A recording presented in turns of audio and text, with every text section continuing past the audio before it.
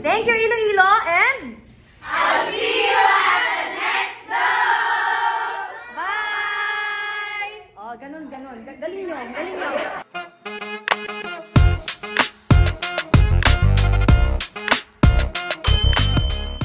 Hi mga ka-pharmacists! Come with me as I do a 2-day lecture sa Iloilo. Tara! Please be informed that your final date assignment is at eat lunch number 3. Okay, so hi guys, just a little update. Nandito na po ako ngayon sa airport. And flight is on schedule. Hindi siya delay, hopefully. It will remain as it is until lumipad kami. So it is still 7 o'clock. My flight would be 7:55. And I'll see you in Iloilo. So good morning guys, today is day 1 and medyo maulan dito ngayon sa Iloilo but hopefully hindi talaga siya bumuhos because I didn't bring with me my umbrella. So ngayon, I'm heading out to the lecture hall and I'll see you there.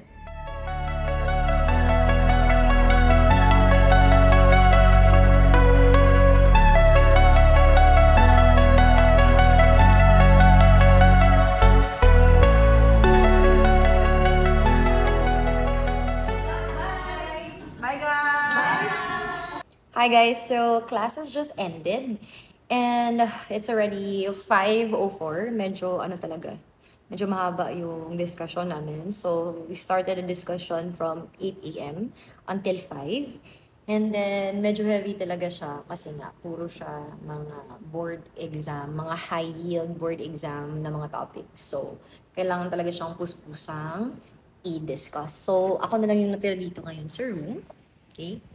You can see na lang, and then I'm just double checking things and I'll also be going home na rin. So thank you for coming with me today and I'll see you at home.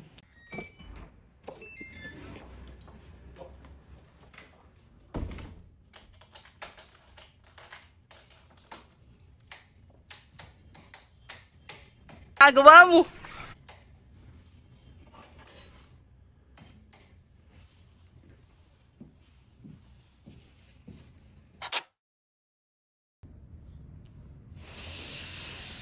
Morning guys, I just woke up.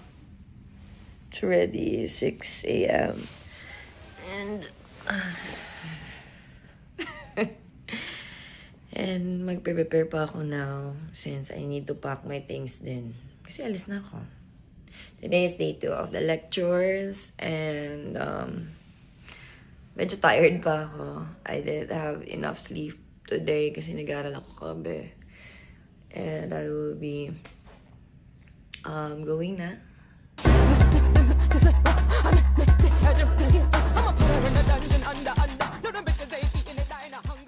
Just a little update. Malapit ako matapos mag-pack. Naka-short muna yung packing ko because I needed to take a bath. Kasi nga, malapit na yung lecture. Lecture starts at 8 AM. It's already 7:31. And then, malapit lang naman yung lecture hall dito. 30-50 steps, andun ka na.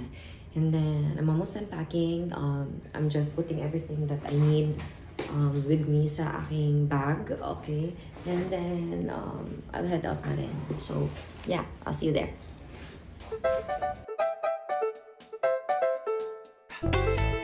Nakaka-addict ba ang melatonin? Addictive ba ang melatonin? Do you think so? Nag-cause ba ito ng physical dependence? If ever there are questions that you don't know the answer to, take your time to search. There's no shame in not knowing that certain information. No shame. Wala namang nag-own ng monopoly of knowledge. So there's no shame in not knowing a certain information. It's actually good and humbling experience na hindi mo alam isang bagay kasi you have the chance to learn. Okay? It's a matter of your mindset. Okay? It's a matter of your mindset.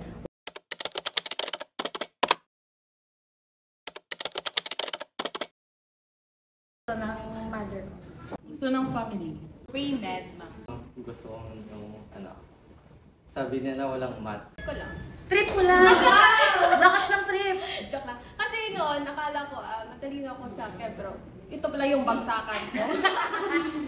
Ayaw ko po kasi mag-nursing kasi ano ba, pakapo. Napagod. Kasi nakakapagod at ayaw ko rin mag-medtech kasi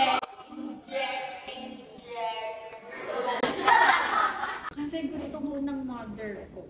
Nabuto, kaya hambal. Sabi daw kasi ma'am, sorry guys, sabi daw kasi ma'am, walang math. Hospital. It's either community or hospital. Baka clinical or hospital. Hospital. Hospital siguro, ma'am. Hospital or community, ma'am. Hey guys, so hello. Meron pala akong sideline today. Magiging hairstylist ang atake natin today. Ayan. So ang ating model ay si Cherry. So guys, disclaimer lang. Hindi pa ako, anong tawag na siya? Hindi ako hairstylist, hindi ako professional. Gusto niya eh. Gusto niya. So ginusto niya yon. So kung pangit yung gupit ko, kasalanan niya ha? Hindi ko kasalanan. Okay. Akala ko magiging lecturer lang ako dito.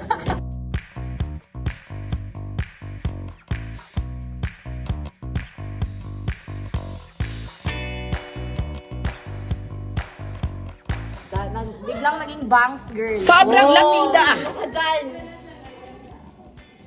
Ako lang to. Tanggapin ko yan.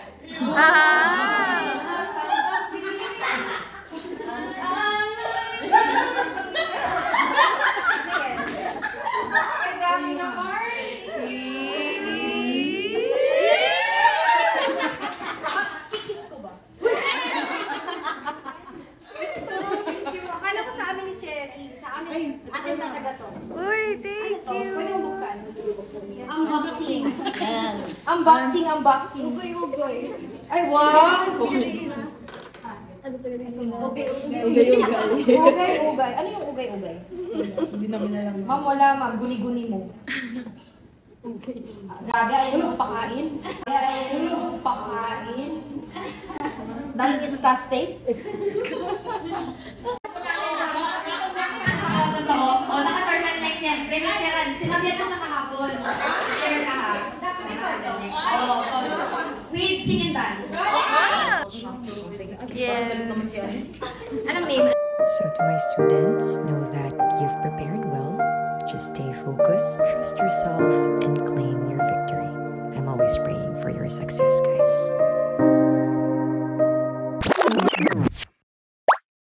Thank you, Iloilo, and I'll see you at the next vlog! bye!